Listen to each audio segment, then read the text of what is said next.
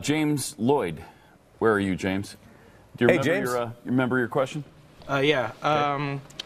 You know, with all the news that's going on, it seems like, you know, it's hard to reach, you know, people my age with, you know, Cypress and Rehypothecation. Is there any way that we can perhaps get that and make it appealing to people my age? Rehypothecation? No. Anybody know what rehypothecation is? Okay, this is the word. Out of everything you learned today, let this be the one thing that you really learn and really understand, because this is the word. When you start to hear this word on television, it will be final warning. This will be when you go, okay, I've got to get out of here now.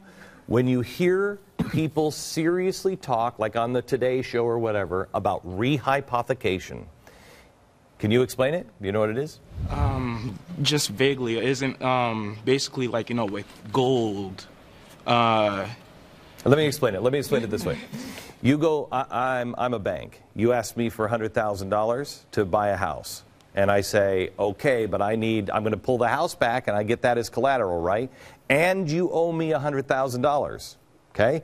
We agree. I give you the $100,000 so you can buy the house. Now, to me, I have two assets. I have the house, and until she pays me, I also have the promise of $100,000. So now I have the bank, I say, I've got two assets. I have a house, and I have somebody who's going to pay me $100,000. So I need a loan. So I go to you, and I say, I have a house and $100,000, and I need a 140% loan. So I'm going to take this and get 140% more as a loan. And you say, okay, but as collateral, I need the house, I need the $100,000 that you're going to pay, and I need the promise that you're going to pay the 140% to me too. Got it? So now I'm good. I got a loan. She got a loan. And now you turn around and you look to this bank and you say, I've got some assets. I have a house. I have $100,000. I have 140% of that, and I need a loan.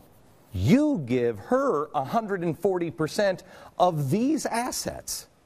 There's only one asset, the house. That's it. Everything else is a promise to pay on that house. So what rehypothecation is, when they foreclose on you, what you have to say is, well, that's cool. Produce ownership of the house. Well, I as the bank can't, because I don't really own the house. You don't either, and neither do you, and neither do you, and neither do you. Nobody does. We all kind of own the house. It's why when they're taking the gold, and Germany says, I want the gold, return our gold, it's ours. The Federal Reserve says, okay, but we'll return 10% in 7 years. Well, how hard is it to return our gold? It's got the German Republic stamped on it. Give us our gold.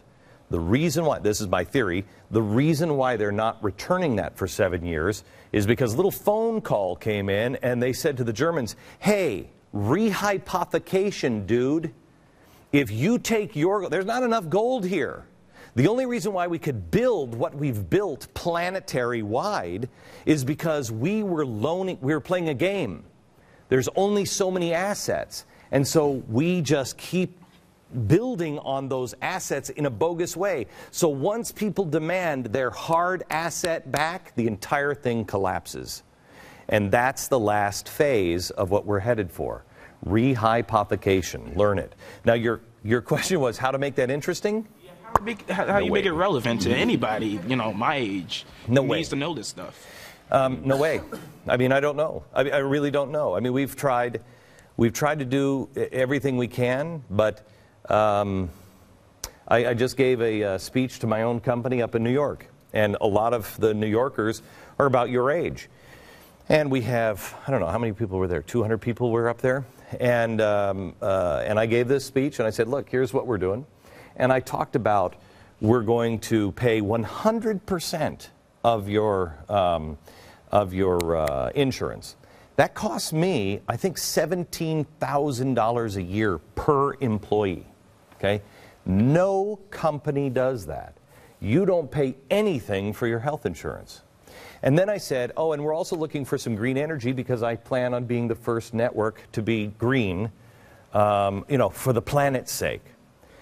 Nobody said a word about the $17,000, which I didn't throw the number out, but nobody said a word about the insurance. But when I said, oh, and we're going to be a green network, everybody applauded. And I thought to myself, in my company, how is it? And the only thing I can think of is the people your age, you were on mom and dad's insurance growing up, so they paid for it. And then even if you've been off their insurance for 10 years and you're having to provide it, you haven't generally been sick enough to care. It hasn't cost you a lot. You don't have a family, you haven't had to have a birth, you haven't had these things, so you don't care. So how do I make it relevant? I don't know, other than life experience.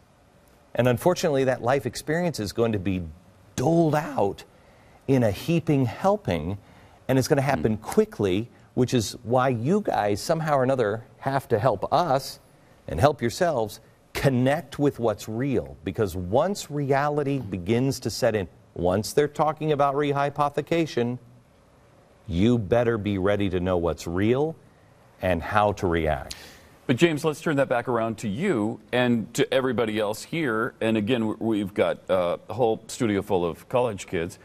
What would make something, complex financial theory like that interesting to you and your friends? What is it we can do to help you consume that? Is it a handy, really cool, slick YouTube video? Or, what is it? Do you have any ideas? Does anybody have any ideas? What helps make that happen? Heard from you, Stephen. I think we just need to sit down and read it and learn it. I think that we have gotten so into sound bites and little chunks here and there. Mm-hmm. We watch the History Channel, Discovery Channel, watch the news. I think it was 4% of local news, only politics, and it's less than 1 minute long. And so I think it's absolutely impossible to try and shove all this information that we need to really grasp these concepts in such a short period of time. I think we just have a goldfish memory as a nation. Tanner, let me hear from you. What did you say? What was your suggestion? So I'm in medical school, but my wife's working, and she's never shown any interest in politics. But when she got her first paycheck and she saw Social Security taken out of it, she suddenly became very interested in finding out from me how that works. My daughter is conservative, and she started working for me. And she got her first paycheck from me, where she was really being hit with taxes and everything else. And she came into my office and she said, "Holy cow!" And I said, "Yeah." She said, "I've always known it was a problem, but holy cow!" And it really takes you being interested in it. And the problem is that we have been so soft. What does freedom really mean? What does liberty really mean? We can't really answer that because it's like the Garden of Eden.